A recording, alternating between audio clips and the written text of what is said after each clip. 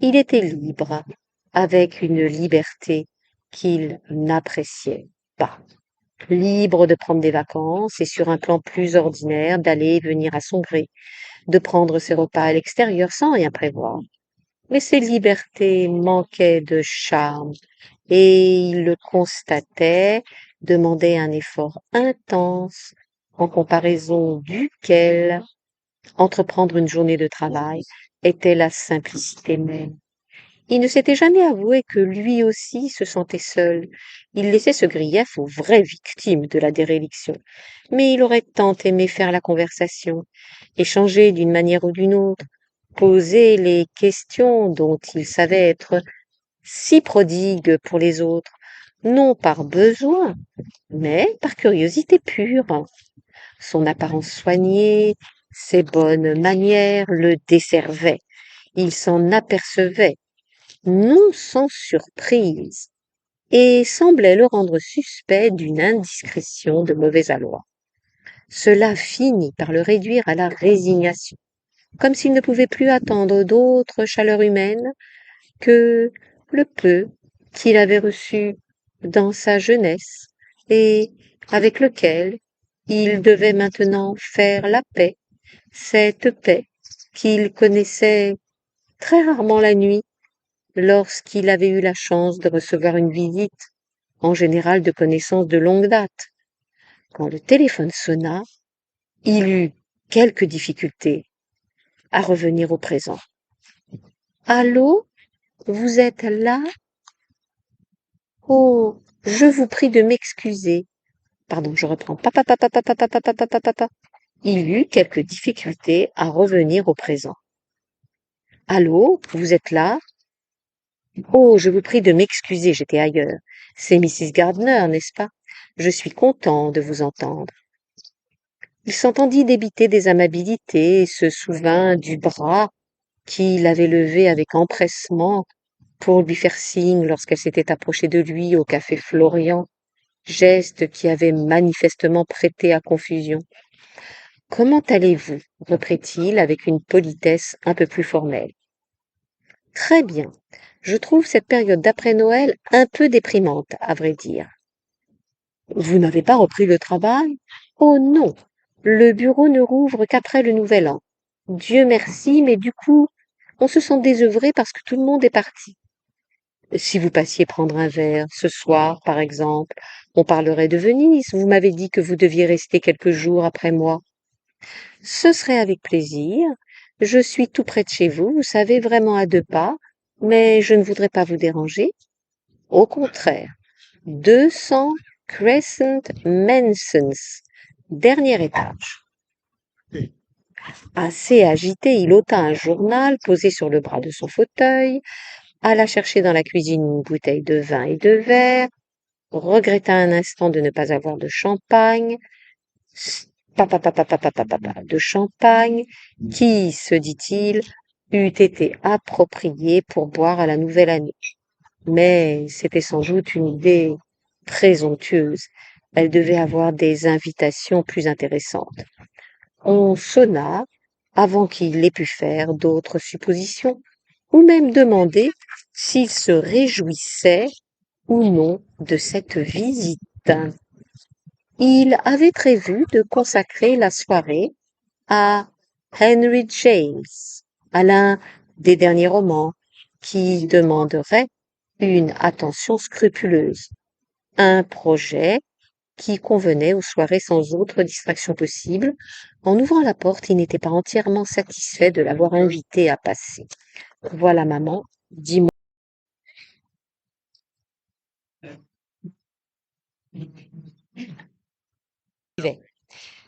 Mais elle était agréable à regarder, bien habillée, maquillée avec soin, les inévitables boucles d'oreilles en place, le même parfum que celui qu'il avait offert à la femme qui lui avait reproché d'être trop gentille et qui avait flotté dans l'air longtemps après le départ de celle-ci. Entrez, dit-il, ça me fait plaisir de vous voir. Il la conduisit dans son impeccable salon, remarquant à sa propre surprise qu'il semblait presque confortable. Quel joli appartement, dit-elle. Ça fait longtemps que vous habitez ici? Peut-être un peu trop. Asseyez-vous, je vous en prie. Un verre de vin? Volontiers. Mais le vin n'est daguerre à rompre la glace. Elle paraissait morose, et il en fut une fois encore réduit à prodiguer d'inoffensives attentions. Vous ne travaillez attention. Vous ne travaillez pas en ce moment, avez-vous dit, je crois. Je vais donner ma démission. Oh, ne faites pas ça. Votre activité n'a pas l'air très gaie, certes, mais tout travail est précieux, du moins d'après mon expérience. Je n'ai pas toujours travaillé dans ma branche actuelle, loin de là. J'étais organisatrice d'événements. Organisatrice d'événements, l'un de ces jobs modernes, se dit-il, comme directeur de projet ou même consultant, très loin de ce qu'il considérait comme un travail à proprement parler. En quoi cela consistait-il? Eh bien, ma foi, organiser des événements, des lancements de disques, etc., parfois des ouvertures de galeries, on rencontrait des gens intéressants. Ça paraît passionnant à vous entendre. Ah, tout à fait, très prenant, bien sûr, bien sûr. Je songe à recommencer. Mais comme actuellement je n'ai pas de domicile fixe, le moment n'est peut-être pas très bien choisi. Il s'efforça de faire dévier la conversation. À sa propre surprise, il constata qu'il n'éprouvait pas grand intérêt pour ses affaires sentimentales, même s'il voyait qu'elle était préoccupée, un peu déprimée. Fort de ses expériences passées, il savait qu'elle n'éprouvait pas d'intérêt particulier pour lui, et repensa non sans regret au sacrifice de sa soirée avec Henry James. Mais elle avait fait l'effort, et puis il y avait ce parfum porteur de souvenirs qui, bien qu'il fût associé à des déceptions passées, s'accordait très bien au comportement capricieux de la dame. Le vin lui avait fait monter le rose aux joues et la mettait en valeur. N'importe qui l'aurait trouvée belle femme, avec sa peau et ses cheveux de blonde, son corps mince, ou du moins ce qu'en laissait deviner un pull noir et une assez longue jupe noire. Il était vaguement satisfait qu'elle ne soit pas en pantalon, satisfait aussi qu'elle ait respecté un certain décorum pour cette rencontre impromptue. De l'autre côté de la fenêtre sombre, la pluie devait tomber. Il entendait le chuintement des pneus sur une surface mouillée. Il était donc inutile de proposer qu'ils aillent dîner dehors, ce qui aurait mis un terme commode à cette soirée, au lieu de quoi il dit: Alors, vous êtes installé par ici pour le moment? C'est un quartier agréable, je trouve. Pour quelques mois, j'imagine. Mon ami, I.E., mon ami est parti 6 mois à New York, ce qui tombe bien. D'ici 6 mois, je peux être n'importe où. Et puis, en 6 mois, mon mari aura peut-être trouvé le moyen de m'acheter un appartement ou une maison. Je préférerais une maison. Ah, je vous comprends, une vraie maison. Seulement, pour l'instant, je n'ai que ma pension. Il est généreux, notez. Mais ce n'est pas la même chose. Elle porta les mains à ses boucles d'oreilles, comme si ce geste la rassurait. Il faut que j'aille faire des courses. Je crois me rappeler qu'il y a un épicier au coin. Vos courses attendront bien jusqu'à demain. Il pleut dehors. Je pourrais nous faire des œufs brouillés. Ça vous suffirait? Son visage s'éclaira. Avec du pain grillé? Proposa-t-elle d'un air plus intéressé. Mais oui, et comme dessert, des fruits. La suggestion était bienvenue car elle leur permettait à chacun de jouer leur rôle. Le sien paternel, ou plutôt avinculaire, celui de sa visiteuse gracieusement indépendant, mais avec une pointe de mélancolie qu'il trouvait charmante malgré lui. Malgré lui. Pendant qu'il dînait, il se hasarda à poser quelques autres questions et apprit ainsi qu'elle n'avait plus de contact avec ses parents qui vivaient dans le Norfolk, mais que cela ne la chagrinait guère, pas plus que d'ailleurs à l'en croire. J'avais hâte de partir de la maison, dit-elle. Je voulais être libre.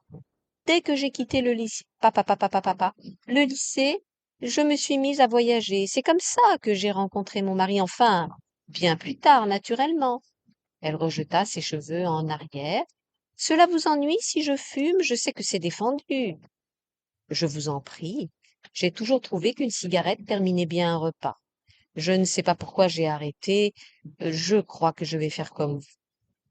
Ils étaient maintenant complètement à l'aise. Ils convinrent que Venise avait été une déception et reléguèrent le voyage dans le passé. Du café? Demanda-t-il. Volontiers. Je fume encore une cigarette et après ça, il faut que je parte. À sa grande surprise, il s'aperçut qu'il était 10h15. Je vais vous appeler un taxi. Merci pour cette agréable soirée, dit-elle poliment, comme si elle était plus jeune que son âge réel, qui tournait autour de la cinquantaine d'après lui. Merci d'être venu, je suis vraiment content que vous m'ayez fait signe. Papa, papa, papa, papa, papa, papa, que vous m'ayez fait signe. Cette fois, il le pensait vraiment. Vous me rappellerez? Je ne voudrais pas vous déranger. Au contraire. Chapitre 7. La deuxième rencontre eut lieu dans la rue, par un matin froid et brumeux, qui semblait promettre la prolongation indéfinie d'un hiver, oui, papa, papa, papa, papa, d'un hiver rigoureux. Il leva la main pour la saluer avec un peu de ce soulagement exagéré qu'il avait manifesté à Venise et il fut ravi de voir qu'elle lui répondait de même. Voilà qui était gratifiant. Mais il s'adjura d'être prudent avec ce genre de geste qui pouvait prêter à confusion. Alors là, je sais pas qui parle. Ça, c'est le problème. Ah voilà, c'est lui. Papa, papa, papa, papa, papa, papa, papa, qui pouvait prêter à confusion. Papa, papa, papa, quel plaisir de vous voir, surtout par une matinée aussi morose. Sa phrase lui sembla déplacée, mais il voyait mal ce qu'il aurait pu dire d'autre. Elle était, cette fois-ci encore, agréable à regarder, les joues rosies par le froid, un bonnet d'enfant foncé presque jusqu'aux sourcils. Elle paraissait jeune, plus jeune que dans sa tenue habillée. Où allez-vous comme ça? S'enquit-il. Encore une question déplacée, mais apparemment, la seule façon d'éviter les impairs était de se retirer de la société. Et il n'était pas prêt à le faire, même s'il manquait lamentablement d'entraînement. Je vais voir une amie, dit-elle, pour prendre un café. J'ai bien aimé notre soirée brouillée. Vous devriez repasser un jour, vous n'auriez pas trop à faire. Volontiers, il faut que je file. Ravie de vous avoir rencontré. Après sa remarque sur les yeux brouillés, il se dit qu'il devrait faire des provisions plus sérieuses, au cas où elle reviendrait le voir, et il se rendit chez le traiteur italien, où il acheta des provisions qui seraient sans aucun doute périmées lorsque cette visite mythique aurait lieu, si tant est qu'elle se produit. Si tant est qu'elle se produisit. Pourtant, il était sûr que Mrs. Gardner se manifesterait, même s'il ne savait pas quand. Il n'éprouvait aucune angoisse, ce qui l'étonnait, et il espérait qu'il en était de même pour elle.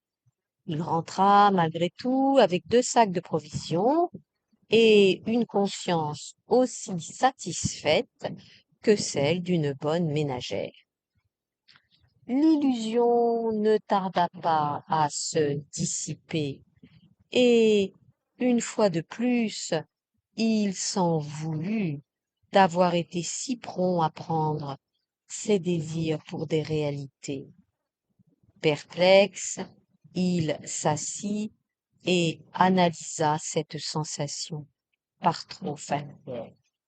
Ce n'était même pas qu'il la trouvât séduisante, tout en voyant bien qu'elle devait plaire à beaucoup d'hommes d'une façon plutôt évidente.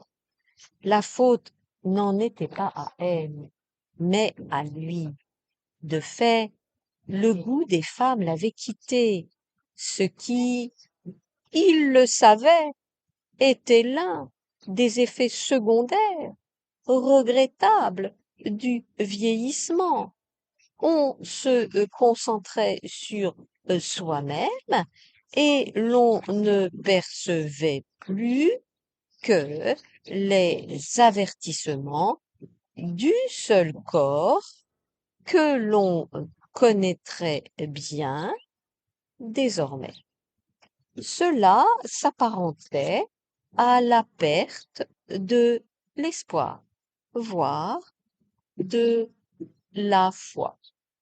Non la foi au sens spirituel, mais la foi en sa propre capacité à durer. Il avait apprécié sa compagnie l'autre soir, même si cette intrusion avait éveillé sa méfiance. Toute la soirée, il avait songé à la meilleure façon de mettre fin à cette visite sans avoir l'air de s'impatienter. Et pourtant, il avait envie depuis un certain temps de faire une nouvelle connaissance. Espérer une amitié, c'était trop, mais une voix familière, un visage familier suffirait à combler le besoin qu'il pourrait avoir à présent. Et son impulsivité à Venise, cette main empressée levée pour la saluer, le plaisir qu'il avait éprouvé lorsqu'elle lui avait répondu, ne pouvait être oublié. Il haussa les épaules. À quoi bon? Il l'avait rencontrée dans la rue, soit, mais rien n'indiquait qu'elle le rappellerait. Pourquoi le ferait-elle? Elle avait des amis et trouverait bientôt un travail. Et puis, pour reprendre la réflexion cruelle du Svan de Proust, elle n'était pas son genre. Malgré tout, il rangea dans différents placards les provisions qu'il avait achetées et résolut de passer la journée à l'extérieur, hors d'atteinte d'un éventuel coup de téléphone. Il sortit et prit d'instinct la direction du centre, bien qu'il eût peu de choses à y faire. Passer à la banque pour vérifier ses investissements, puis sans doute aller déjeuner quelque part. Le ciel était moins sombre, mais encore couvert. La nuit tomberait de bonne heure pendant encore 2 mois. Il était déprimé par le temps, comme l'étaient en général tous ceux qui ont peu de contact avec la nature, qu'on désignait désormais comme l'environnement se raplatit. Une fois de plus, il eut la vision d'une maison éclairée et bien chauffée. Mais il sentit qu'il avait épuisé cette illusion sans avoir très envie de la réactiver. La réalité était tellement autre qu'il fut incapable d'adresser son habituel sourire aux quelques commerçants qui faisaient mine de le connaître et même de le considérer comme un voisin. Cet abattement particulier était, il le savait, lié à Mrs. Gardner, ou plutôt à la façon dont il se préparait instinctivement à une nouvelle visite de sa part. En réalité, il n'attendait rien de sa compagnie, qu'il n'aurait pas choisi en temps normal. Mais elle avait fait surgir le fantôme des préparatifs empressés auxquels il se livrait jadis pour d'autres femmes, et notamment pour une à laquelle nul ne pourrait succéder. Ceci aussi s'était déroulé selon un schéma donné. Les femmes, après qu'il leur avait fait la cour, l'avaient trouvé décevant. Pourquoi? Il ne l'avait jamais totalement compris. Son aspect, se disait-il, devait prêter à confusion. Il était grand et tout bien considéré, agréable à regarder, mais sa soif d'être aimé, consolé, son désir de fonder un foyer l'avait desservi.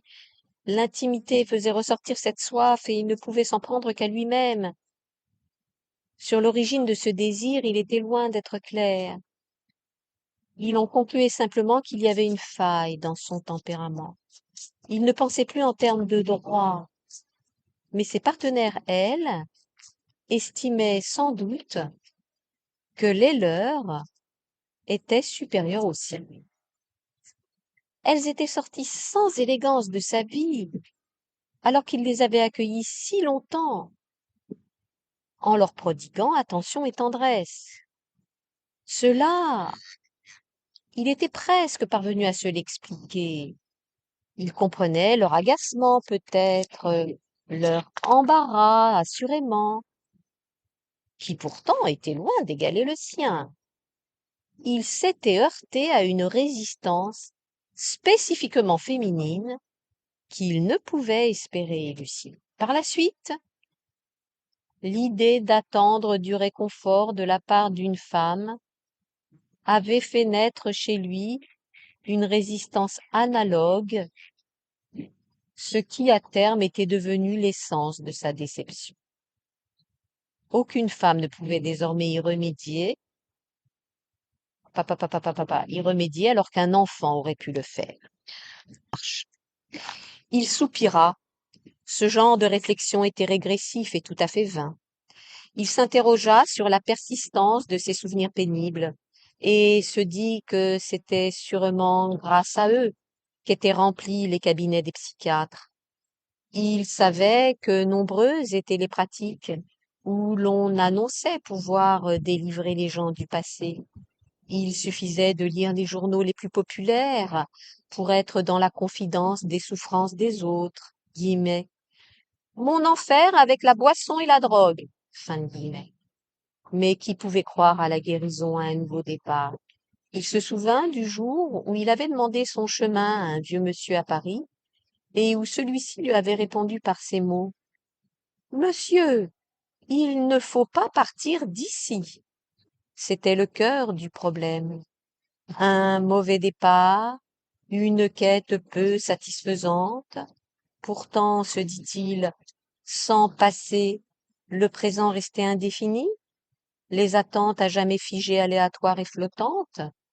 Comme toujours, il pensait qu'il aurait pu faire mieux, voire bien réussir à une autre époque, même dans un autre pays, où les habitants, les autochtones, auraient été plus curieux et surtout plus sincères. Il aurait adoré vivre dans l'un de ces romans lus dans sa jeunesse, entre autobiographie et confession, les souffrances du jeune Werther, Adolphe, où des vies entières étaient confiées au lecteur, avec toute leur part de honte, sans qu'il semblât y en avoir aucune à faire de tels récits. Ici et maintenant, chacun était consciemment retenu par une sorte d'opacité délibérée, un souci des convenances qui retardait toute tentative pour établir un contact réel. La solution était peut-être de se mettre en quête de cet autre lieu et de finir par trouver une république des manières accommodantes. Je reprends. Pa. Et de finir par trouver une république des manières accommodantes, où l'on pouvait communiquer et être compris. D'ailleurs, il se demandait si la chose était possible, hors des limites d'un roman. Pareil stratagème avait été envisagé plus d'une fois lorsqu'il s'était trouvé à l'improviste, en train de regarder par la fenêtre avec l'envie d'être ailleurs.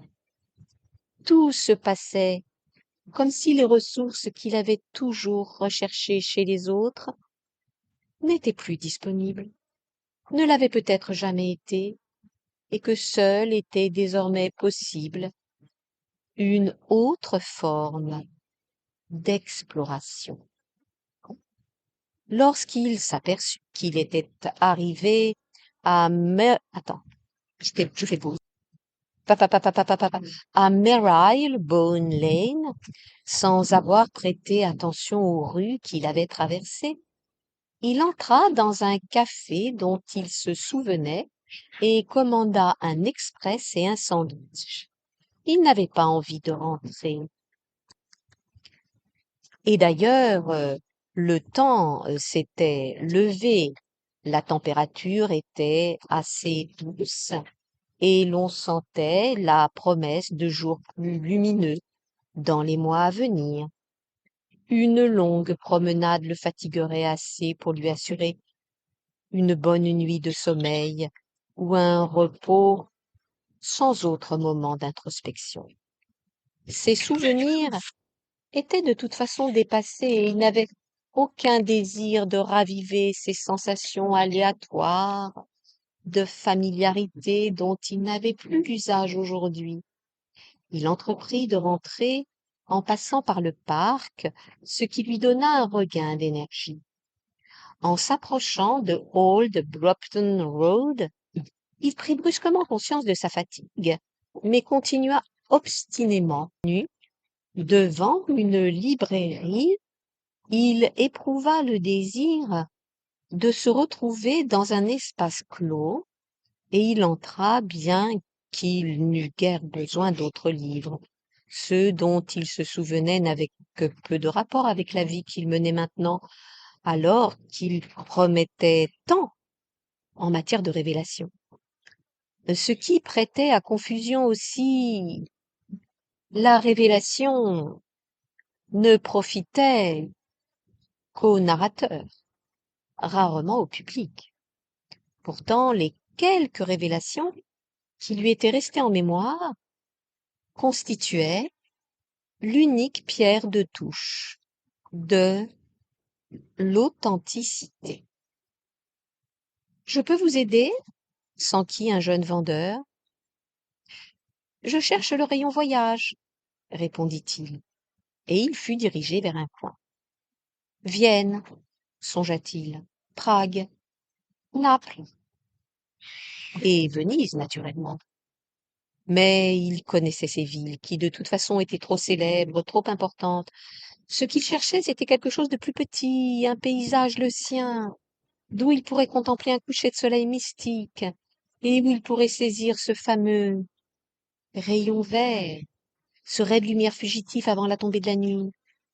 Voilà qui se justifierait seul, sans qu'entre en ligne de compte le passé, ni à plus forte raison le présent, si ce présent devait être une suite de rues mornes et de visages fermés, ce présent où il était obligé de vivre sa vie, une vie certes confortable, mais dépourvue de l'illumination qu'il avait toujours recherchée. De retour dans son appartement, il se laissa aller à sa fatigue et se fut endormi. Peut-être somnola-t-il quelques instants si le téléphone ne l'avait sorti de sa de sa torpeur. Bonjour, dit une voix qu'il commençait à reconnaître. Ici Vicky Gardner, désolée pour ce matin. Je ne pouvais pas m'attarder parce que j'avais rendez-vous avec quelqu'un qui aurait pu m'aider à trouver un travail, mais ça n'a pas marché. Ah, dommage, répondit-il d'un ton absent. Il l'avait complètement oublié, perdu dans son introspection. Il y eut un silence. Je me demandais si vous étiez chez vous. J'aimerais beaucoup avoir votre avis. Je suis sûre que vous serez de bons conseils. En fait, poursuivit-elle, mais il l'interrompit et se surprit à dire, eh bien, passez si vous voulez. Je serais ravie de vous être d'une quelconque utilité. Il songea qu'il avait une vingtaine de minutes pour reposer ses jambes douloureuses et se souvint, non sans soulagement, qu'il avait fait toutes ses courses le matin même et que l'occasion se présentait de ne pas les laisser perdre. J'y vais.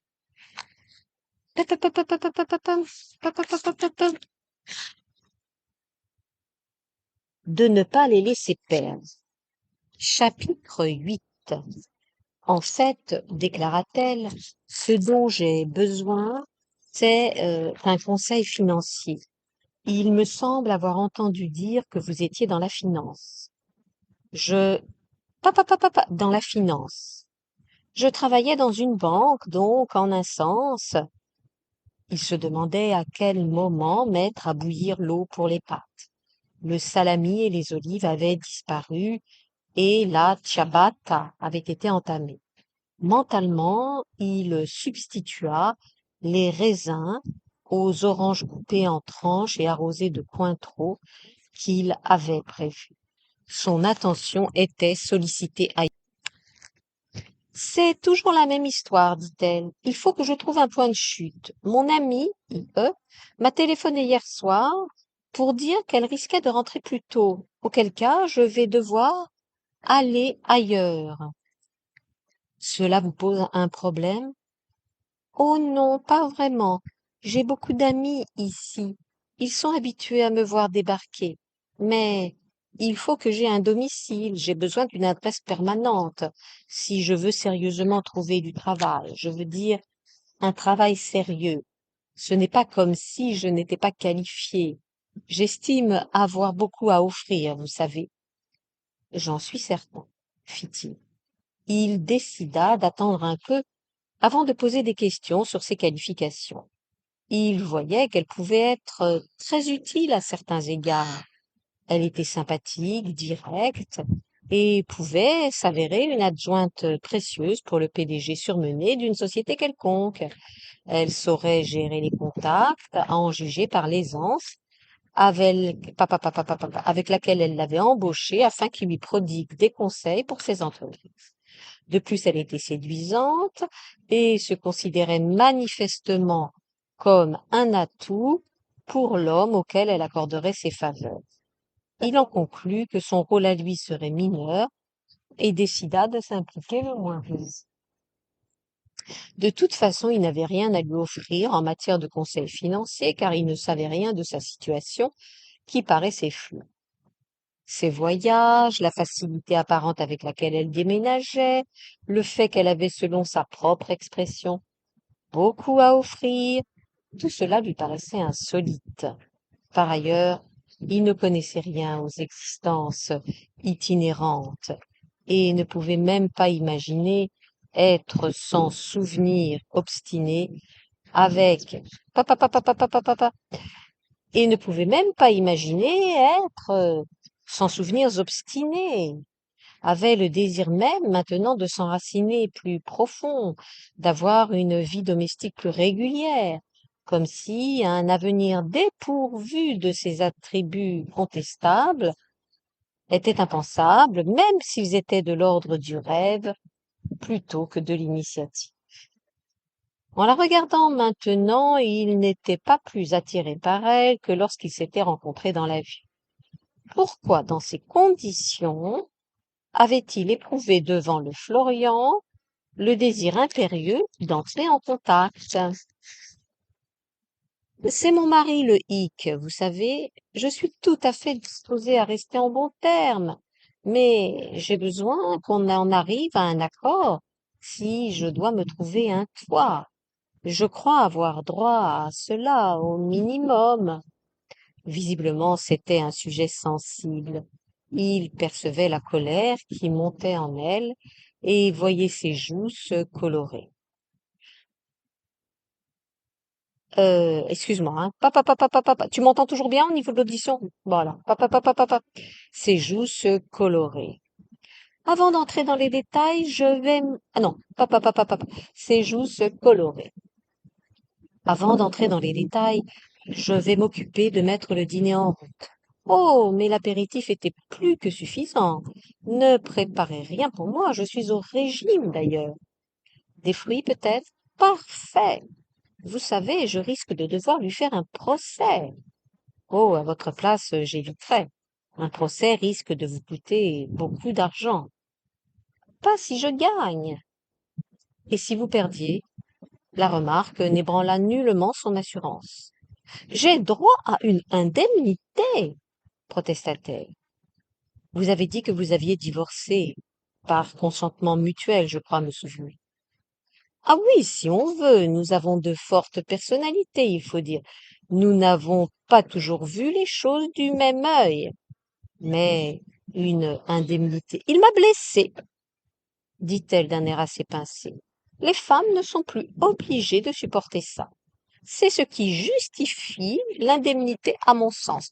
Maman, je vais me mettre un petit pull, hein, d'accord? Hein? 2 secondes.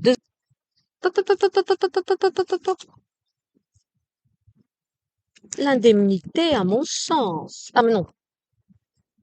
Tu me dis si c'est bien, si de toute façon, maman, si l'audition diminue, tu me le dis, d'accord? Hein, d'accord, voilà, tu me le dis, tu me le dis. L'indemnité, à mon sens. L'argent vous dédommagerait vraiment? Je vois bien que vous êtes encore à vif.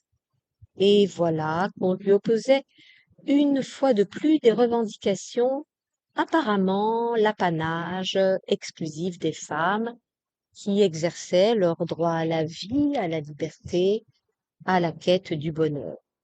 Il était tout à fait possible que ce fût un problème moral insoluble. Il sentit sa vieille tristesse revenir à l'idée que des liens puissent ainsi être brisés. Il se plaisait à penser que les amitiés continuaient inchangées pendant toute une vie. Ses propres parents, mal assortis et peu communicatifs, avaient observé cette forme de fidélité. Leur insatisfaction voilée avait provoqué chez lui le désir ardent de faire mieux, plus grand, de dépasser leur exemple médiocre, de réussir, compenser leur échec. C'était cela qui l'avait inspiré lors de toutes ces histoires d'amour. Il ne comprenait pas que les autres puissent éprouver des sentiments différents.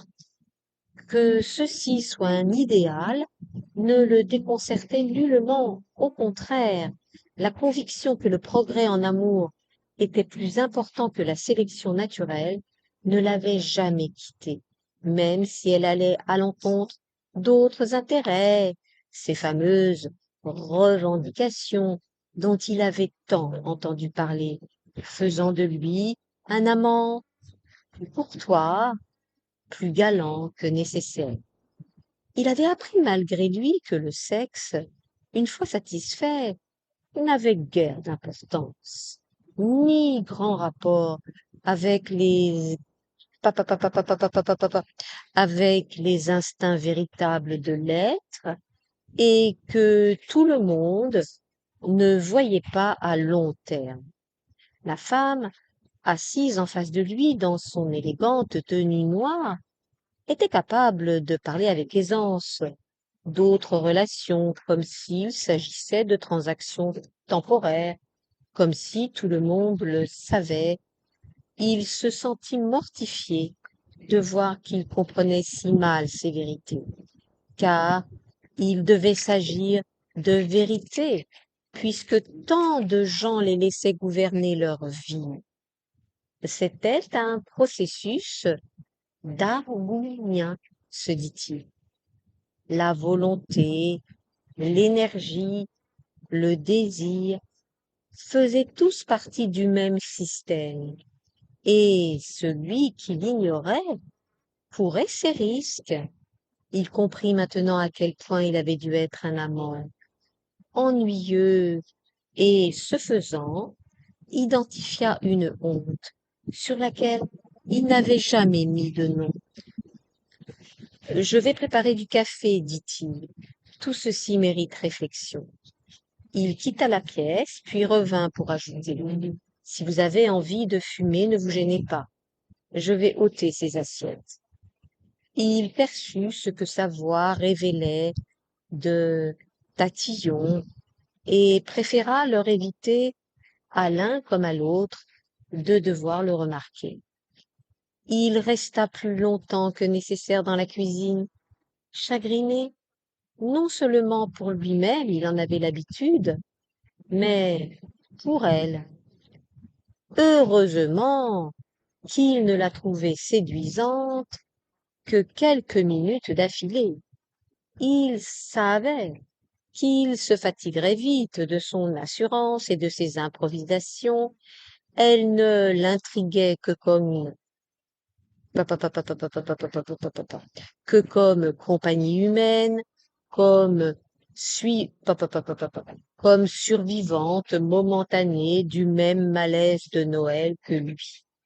Pourtant, il s'était retrouvé encore à l'improviste, comme il commençait à le déplorer, et leur curieuse rencontre avait rendu Venise moins spectrale, moins déconcertante qu'elle aurait pu l'être de retour à Londres. Cette impression s'était partiellement estompée. Londres, son Londres à lui, était un lieu d'attachement solide, voire ancestraux, dont il ne restait plus grand-chose aujourd'hui. L'espace d'un instant, il songea à Helena et à leur rencontre réticente du dimanche après-midi. Il eut une grimace de mépris en pensant à cette routine qu'il s'était trouvé incapable de rompre. Il lui avait laissé un message sur son répondeur pour lui présenter ses vœux et s'était dit qu'il était inutile de le faire en personne. Il valait beaucoup mieux apprendre certaines leçons de sa curieuse visiteuse qui semblait disposée à cultiver leur relation, ce qui naturellement était flatteur et sortait de sa gamme de rapports habituels. Si les femmes l'avaient trouvé plutôt séduisant, il savait qu'il n'avait pas grand-chose à offrir en dehors de son propre conformisme. Mais cette étrangère, qui avait sollicité ses conseils, semblait le considérer comme un être humain normal, certes concentré sur ses propres problèmes. Elle lui avait prêté peu d'attention. Ceci n'avait rien que de très normal, admit-il. Il y avait de l'aventurière chez elle, ce qui décourageait un interrogatoire trop poussé de sa part à lui-même s'il voyait bien qu'elle était susceptible. Non, attends, excuse-moi, j'ai mal lu, mais il y a mon chien qui s'en va. Major, tu viens là.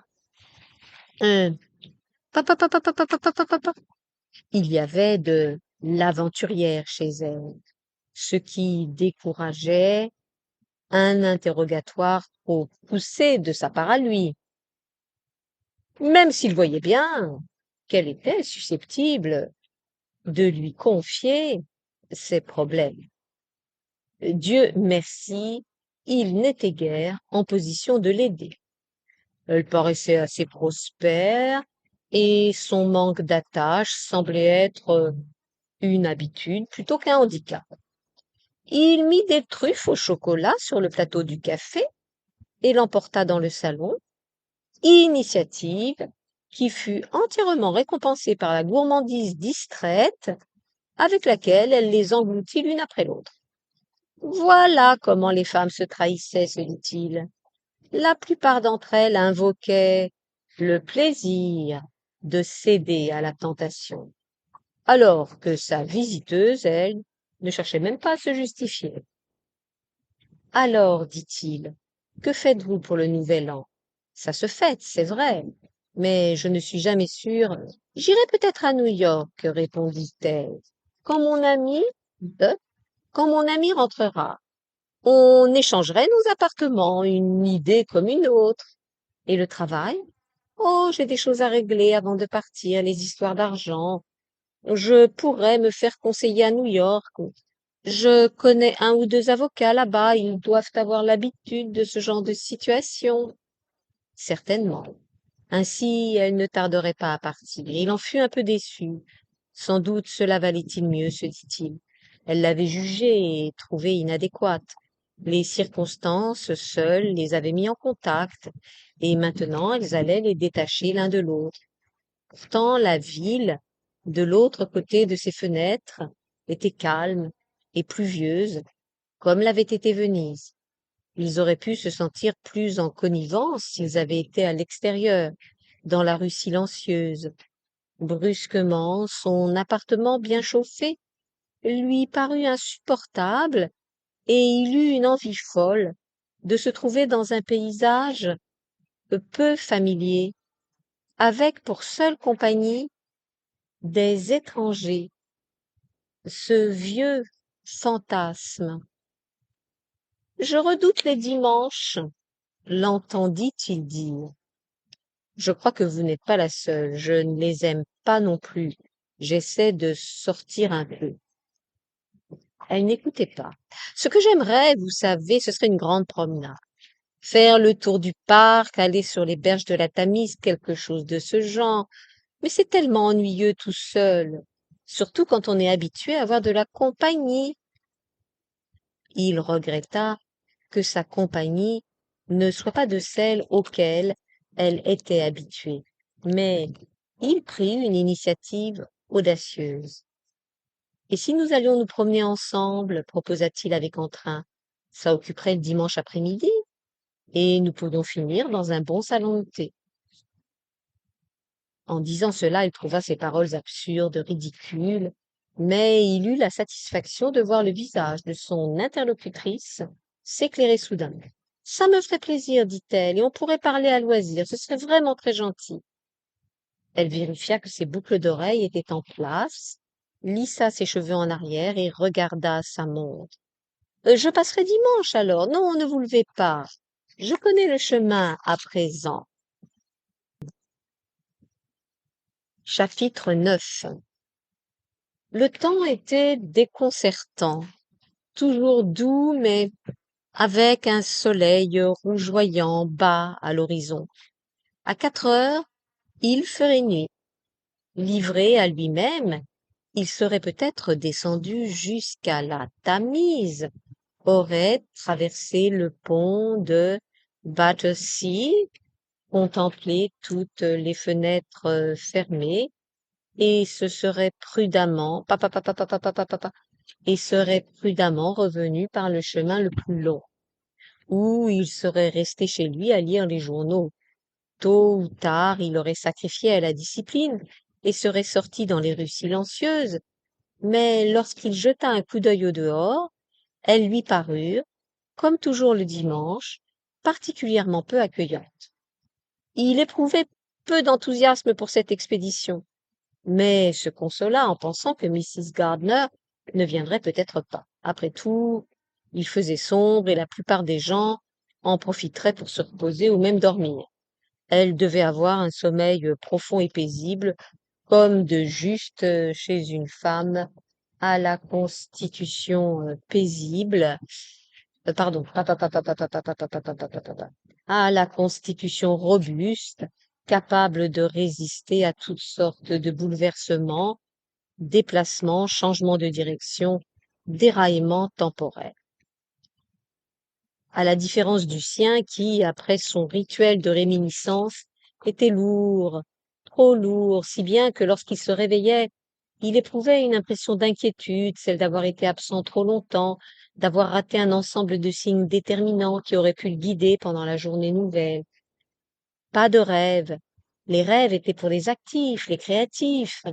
D'où, chaque soir, lorsqu'il éteignait sa lampe de chevet, ce léger sentiment d'angoisse qui n'était pas lié que par ses souvenirs d'une époque où il était tout aussi perplexe, mais pas seul.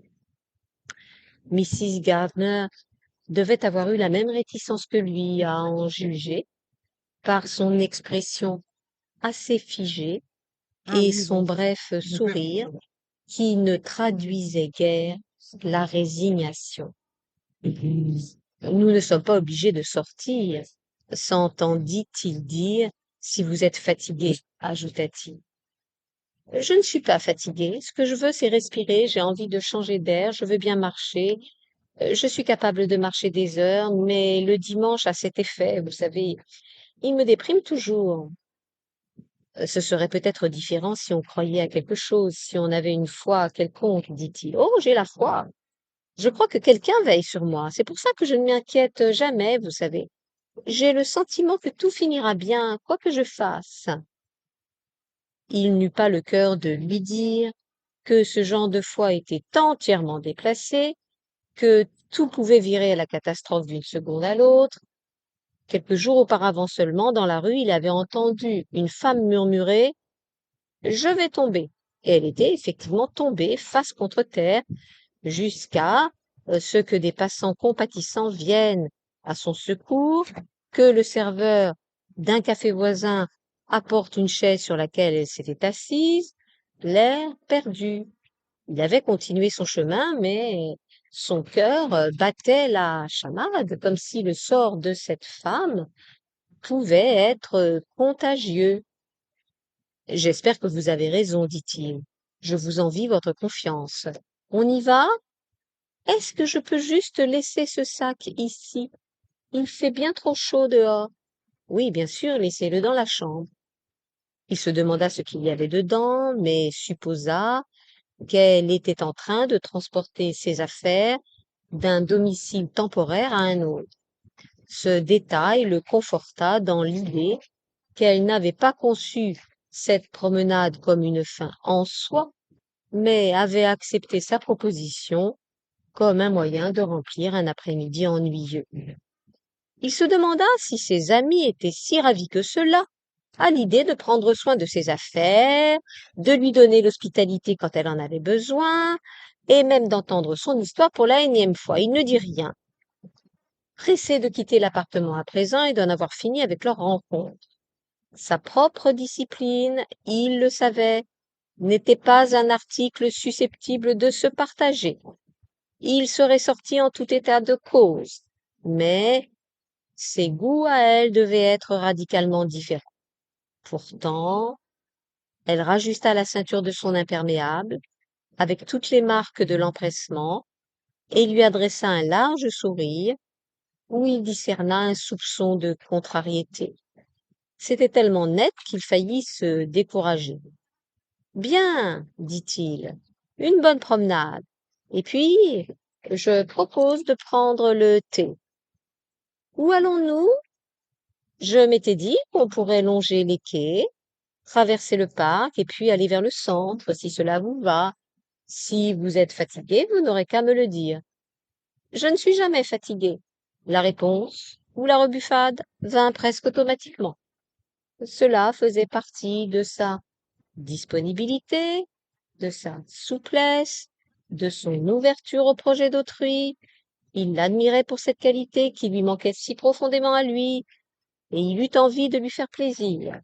Le Ritz, pensa-t-il, ou Brown's, elle aimerait sans doute. Ils persistèrent donc et partirent dans les rues encore silencieuses, regrettant chacun cette entreprise qui paraissait à présent gratuite. Il aurait préféré son propre silence à celui qu'il paraissait condamné à partager. Elle aussi avait l'air réticente, comme s'il était responsable de la déception qu'elle semblait éprouver. Instinctivement, il lui fit prendre la direction du fleuve, tranquille et terne dans la lumière de l'après-midi. Henry James a habité là, dit-il en désignant un bâtiment anonyme en briques rouges. Elle lança à Henry James un bref regard, puis retomba dans ce qu'il interpréta comme un dilemme intime qui l'excluait et qu'il n'était en aucune façon autorisé à examiner. Tout ceci doit vous sembler bien quelconque après vos divers voyages, dit-il. Où avez-vous été le plus heureux? En Amérique du Sud, répondit-elle sans hésiter. J'y suis partie dès que j'ai pu. J'y suis... J'y suis restée 5 ans, 6 peut-être. Vous viviez comment? Oh, on trouve facilement du travail là-bas. Et je me suis fait beaucoup d'amis, ça n'a jamais été un problème. Je suis plus proche de mes amis que je ne l'ai jamais été de ma famille. Vous n'êtes pas la première à me dire cela, c'est peut-être une chance. Trouver des personnes qui vous guident autrement que vos parents, c'est peut-être une chance. Trouver des personnes qui vous guident autrement que vos parents n'auraient pu le faire. Et c'est là que j'ai rencontré mon mari à Buenos Aires.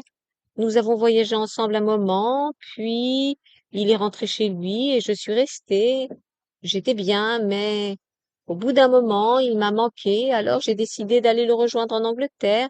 Il m'avait donné son adresse et nous avons fini par nous retrouver. Et vous vous êtes mariés. Eh oui, c'était son idée. Je croyais qu'on reprendrait la relation où on l'avait laissée. Mais en fait, c'était un homme assez conventionnel. Alors, j'ai cédé. Et vous avez vécu à Storham? Elle fit une grimace. C'était une erreur. Je n'étais plus dans mon élément. Rien à faire de toute la journée.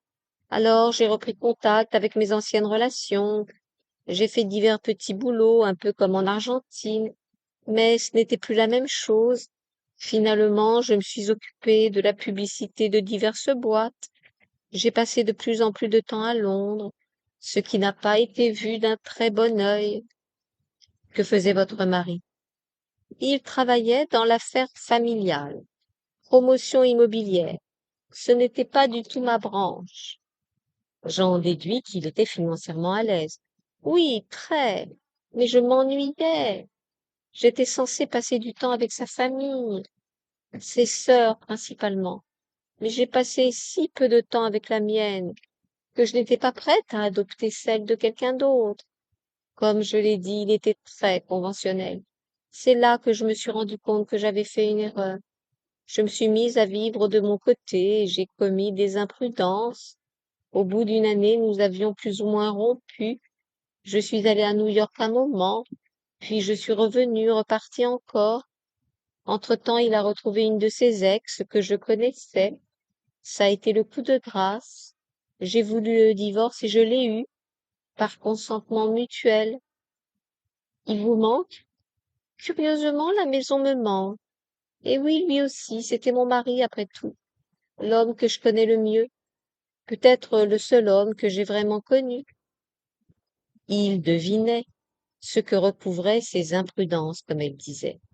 Elle ne devait guère les prendre au sérieux, mais il perçut une certaine mélancolie, un peu comme celle qu'il éprouvait souvent en voyant un homme et une femme marcher devant lui, tête rapprochée en grande conversation. J'y vais. Pa, pa, pa, pa, pa, pa, pa, pa, pa, pa, pa, pa, pa. Oui, ça marche. Pa, pa, pa, pa, pa. En grande conversation. Il l'a cru quand il perçut cette nostalgie passagère, qui ne pouvait toutefois être aussi profondément ancrée que la sienne. Elle était relativement jeune, mais quel âge avait-elle? Tandis que sa propre solitude à lui était à vie. Ils avaient suivi les quais presque jusqu'à la Tate, où ils s'arrêtaient en général. Instinctivement, il leva le bras pour héler un taxi qui passait et dit au chauffeur d'aller au Browns Hotel. Je vous ai fatigué, s'excusa-t-il, mais votre histoire était intéressante. J'espère ne pas avoir posé trop de questions. C'est un de mes défauts. Elle lui adressa un bref sourire. Dans la pénombre du taxi, elle parut soudain plus âgée, mais il attribua cela au mauvais éclairage. C'était C'était sans doute une jolie femme, même si son genre de beauté n'était pas de ceux qu'il appréciait particulièrement. Il se répéta encore la citation, elle n'est pas mon genre, et éprouva pour elle une sorte de pitié. L'idée d'aller chez Browns, en tout cas, était une sauvage. Ils ne tardèrent pas à être assis confortablement au chaud dans une pièce bien éclairée, entourée par un murmure de voix, en majorité américaine, et succombèrent au plaisir primaire, presque infantile, de manger une nourriture préparée par d'autres. Voilà, alors, voilà, ça marche, ça marche. Préparé par d'autres. Une fois encore, il admira la façon presque abstraite dont elle fit main basse sur les sandwichs et les pâtisseries et nota avec envie son robuste appétit. La vue de la nourriture et le plaisir presque dédaigneux de sa compagne le privèrent de tout désir de manger beaucoup quant à lui. Il versa le thé avec précaution. Ceci, semblait-il, était son rôle, comme cela l'avait été d'écouter, de l'écouter. Il se rendit compte que, livré à lui-même, il aurait mangé davantage. Il reconnut l'aspect subsidiaire de sa présence.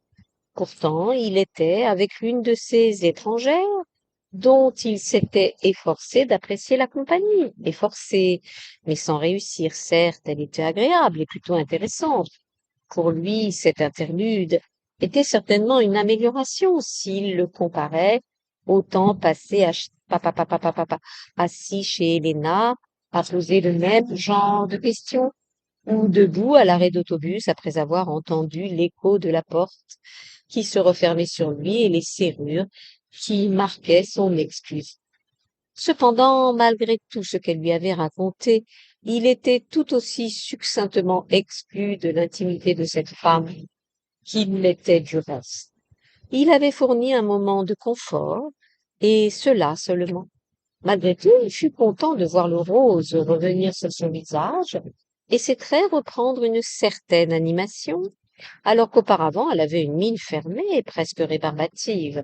Il réclama l'addition d'un geste et dit doucement: Je vous raccompagne chez vous. Il se sentait désolé pour eux deux. Ils furent soulagés de s'installer dans le taxi. Où voulez-vous que je vous dépose? Oh, chez vous. J'ai laissé mon sac. C'est vrai. Soudain, il se sentit écrasé de fatigue. Il ne désirait qu'une chose, être seul chez lui, entouré par ses associations familières. Il souhaitait tout simplement qu'elle s'en aille. Le couloir de son appartement lui parut plus long que d'habitude. Vous avez tout, demanda-t-il, votre écharpe? Merci pour le thé, dit-elle. Il faudra que je vous invite une autre fois. Où voulez-vous? Elle fit un signe en direction du lit. Je pourrai rester si vous voulez. Ma chère enfant, j'ai 72 ans, bientôt 73. Et vous combien? 20 ans de moins que moi. Vous méritez mieux, beaucoup mieux. Mais je suis très flatté. Tout en disant cela, il n'éprouva guère que de la surprise. La gratification vint plus tard. Cela signifiait peu de choses, il le savait. C'était un comportement banal, du moins le croyait-il. Il espérait ne pas avoir été grossier. À la vérité, une telle proposition excluait le désir, du moins sur le moment. Mais, comme il l'avait constaté dans le passé, son refus pouvait ouvrir la voie à l'antagonisme. Une proposition aussi désinvolte ne méritait pas un tel refus, dicté par des principes. À mesure que la soirée s'avançait, la satisfaction s'effaça, cédant la place à des angoisses familières. Comment pourrait-il se revoir? Il avait mis un handicap à tous les deux. Couché, attendant le sommeil, il se demanda si elle n'allait pas le chasser de ses pensées, le reléguer au rang des rencontres insignifiantes. Il se rendit compte, non sans malaise, qu'il l'avait peut-être offensé. Il avait dans le passé voulu être gentil, et comme toujours, sa gentillesse était tombée à côté. 10. Il avait voulu lui éviter le spectacle d'un corps vieillissant, ne prévoyant que trop le dégoût qu'elle ne pourrait déguiser complètement. Il y avait de grands débats dans débats dans les médias sur la santé des personnes âgées, et seules les personnes âgées pouvaient, mais ne voulaient pas, révéler leur détresse devant ce qui leur arrivait. C'était une question de fierté de ne pas admettre les outrages qu'elles étaient forcées de subir et d'observer sur elles-mêmes.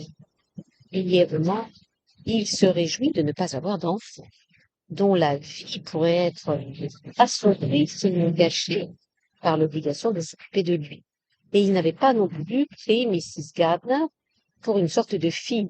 Elle était trop différente de lui pour cela. Elle était, il devait le reconnaître, trop centrée sur elle-même, trop peu curieuse, tandis qu'il cherchait à en savoir plus, à établir une sorte de relation dans chaque rencontre fortuite. Si le résultat de ces ouvertures avait été décevant, la faute en était sans doute à leur maladresse, à des épanchements excessifs, à une injure faite sans qu'ils puissent la corriger. Mais derrière cette faille s'en profilait une plus préoccupante, celle de son déclin ou de ce qu'il prenait pour tel, à savoir le renoncement à l'espoir. Alors qu'elle avait sans doute pensé faire une proposition purement amicale, une manière de remerciement pour un après-midi ennuyeux mais bien intentionné. Il savait, lui, avec le discernement né de l'âge et de l'expérience, qu'en réalité elle aurait éprouvé de la pitié, que cette pitié aurait annulé sa dette. Jusqu'à présent, il avait pu l'attrer. Papa, papa, papa, papa, papa. L'attrer. Oui, oui. Ouais, je pense, oui, je pense. Je pense que ce sont les vases. Mais peut-être qu'il faudrait que je prenne un autre type de micro, peut-être, hein, parce que peut-être que ce micro est moins bien. Alors attends, je vais te rappeler dans ces cas-là. Oui, bah oui, elles sont assez fortes. Bon, maman, oui, oui, oui. Mais écoute, ce que je vais faire, c'est essayer avec le micro de d'habitude, hein. D'accord, d'accord, hein? Voilà, je te rappelle, je te rappelle, je te rappelle. Oui, oui, oui, oui, oui.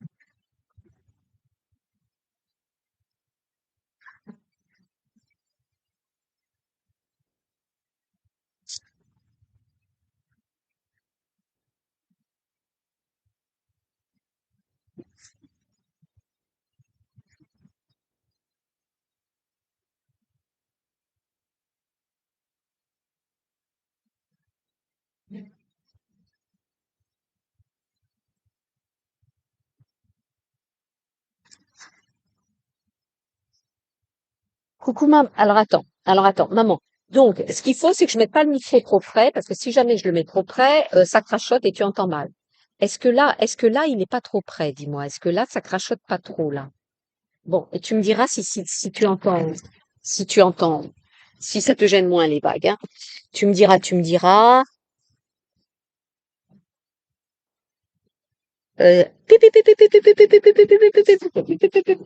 jusqu'à présent, il avait pu la traiter comme une simple connaissance, rencontrée dans des circonstances étranges loin de chez lui. Il est vrai qu'elle semblait vouloir de lui ce qu'elle demandait sans doute à tout le monde, de l'aide, le genre d'aide qui ne se contente pas de conseils. Elle voulait un public et lui, comme toujours, avait été tout prêt à jouer ce rôle. Mais il savait que son propre désir devait être déguisé, car le révéler dans toute sa tristesse reviendrait à perdre la valeur qu'il possédait peut-être encore à ses yeux. Ce qu'il voulait d'elle n'était pas si différent. Il ne désirait pas un public, jamais, mais souhaitait la voir reconnaître son existence, son histoire, même si elle ne présentait aucun intérêt pour elle. Il aurait aimé être questionné avec gentillesse, sans être jugé. Il aurait aimé lui faire comprendre à elle ou à elle ou à d'autres interlocuteurs la substance de ces curieux souvenirs qui lui tenaient compagnie le soir, tout en sachant pertinemment que les gens de son âge à elle, c'étaient les faits qui comptaient, non les impressions, et qu'ils avaient tendance à ne pas prendre au sérieux des souvenirs aussi banals que les siens. Pour une femme qui avait voyagé autant et de façon aussi impulsive, une vie vécue purement dans la tête, comme il avait vécu la sienne, paraîtrait non seulement dépourvue d'intérêt, mais bizarre, contre nature, et il n'était pas en position de lui dire comment il en était arrivé là. Son esprit risquerait de paraître aussi peu séduisant que son corps. Sans doute devait-il l'accréditer de quelques sentiments pour avoir fait cette suggestion. Mais son geste pour désigner le lit avait eu un côté utilitaire, un peu comme celui d'un serveur indiquant une table vide. Il avait été touché, mais aussi heurté, comme si un tel commerce n'avait pas de place dans sa vie, qui était, il le supposait, celle d'un romantique déçu. Comme il était étrange qu'un simple geste pût être porteur de tant d'associations. De cela, entre autres, il aurait aimé discuter. Mais tout espoir de ce genre était désormais exclu. Il faudrait quelque temps avant qu'ils puissent se revoir, sans embarras. Lorsque 10 jours eurent passé, sans sans coup de téléphone de sa part, il supposa qu'elle lui en voulait, ou plus vraisemblablement qu'elle éprouvait une indifférence totale. Remet en marche.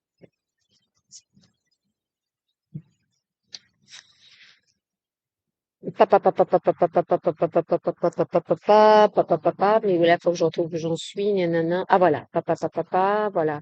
Indifférence, voilà, c'est bon. Indifférence totale. Il l'aurait appelé s'il avait pris son numéro de téléphone ou celui de l'amie absente. Mais là encore, il avait commis l'erreur de s'abstenir. Sans doute devait-il maintenant s'en remettre au hasard ou à une initiative de sa part à elle.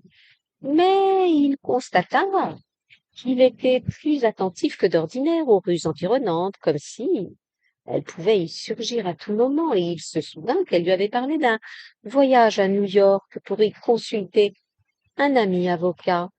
Il avait pris cela pour des paroles en l'air, mais commença maintenant à se demander si elle n'était pas partie, selon son habitude, sans criser, car il ne pouvait s'empêcher de se considérer en un sens responsable de cette absence, de ce silence, car il n'avait pas répondu à un geste qu'elle avait jugé approprié. Elle n'avait pas songé que ce qu'il désirait, c'était de la compagnie ou au moins de la conversation.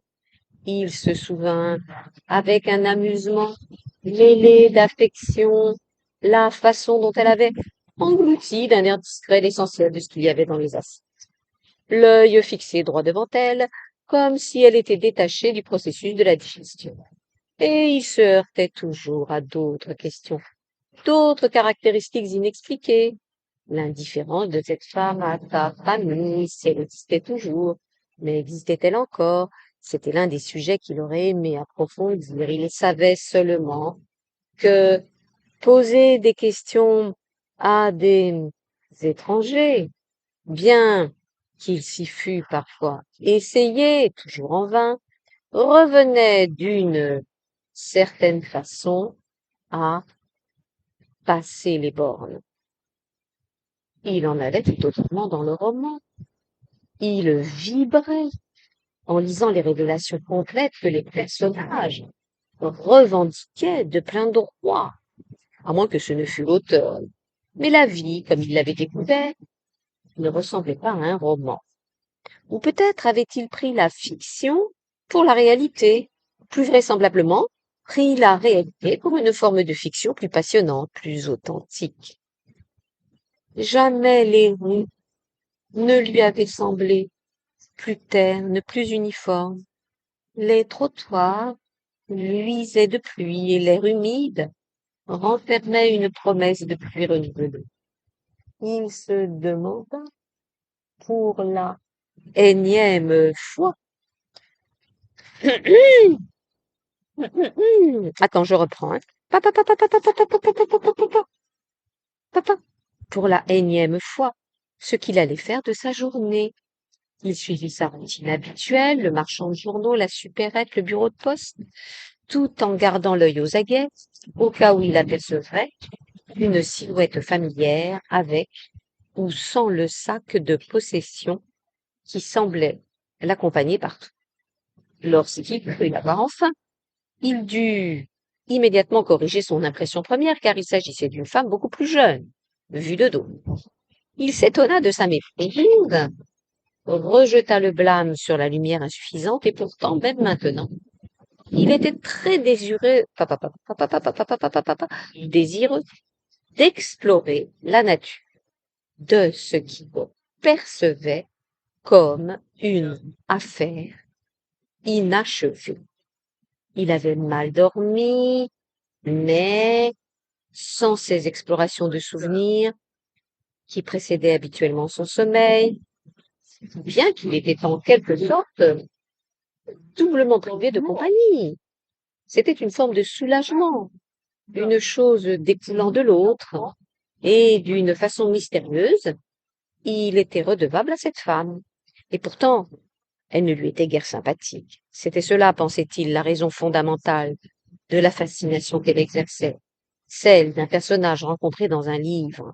Il regrettait les questions qu'il n'avait pas posées, mais il avait respecté ses préoccupations comme appartenant à une Vicky Gardner, presque littéraire, qui, avec le temps, lui serait expliquée.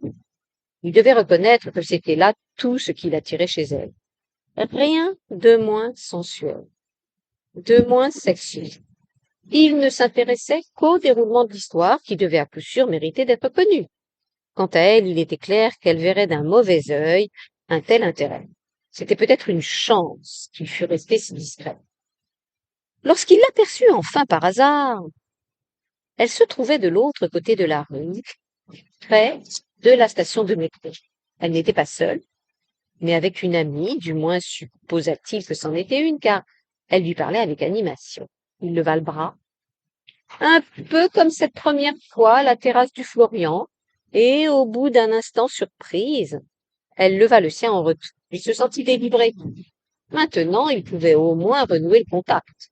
Il la vit reprendre la conversation avec son ami, qui semblait l'écouter attentivement, et resta un moment à les regarder s'éloigner avant de reprendre son chemin, heureux de n'avoir manifesté aucune intention trop marquée. Juste ce bras levé, ce signe si obstinément involontaire, résumé de leur curieuse relation, un geste qui s'avérait symbolique, et le respect. Il connaissait si peu de monde que l'information ne pouvait venir d'une autre source, ce qui en un sens était satisfaisant. L'histoire devait se dérouler naturellement s'il devait rester auteur et personnage. S'il avait un don, c'était celui de la méditation intime. Pourquoi sinon s'efforcer de trouver un sens à la persistance de souvenirs totalement insignifiants? Parce qu'on sollicitait si peu son temps et son attention sans doute. Il était sans illusion à cet égard, ce qui lui avait jusqu'à un certain point évité de se trouver dans une position embarrassante ou en butte à l'indiscrétion. Il avait conscience de susciter peu de curiosité, et oh là, attends, c'est mon ordinateur qui est en train de pas aller bien. Ouh là là là là là là.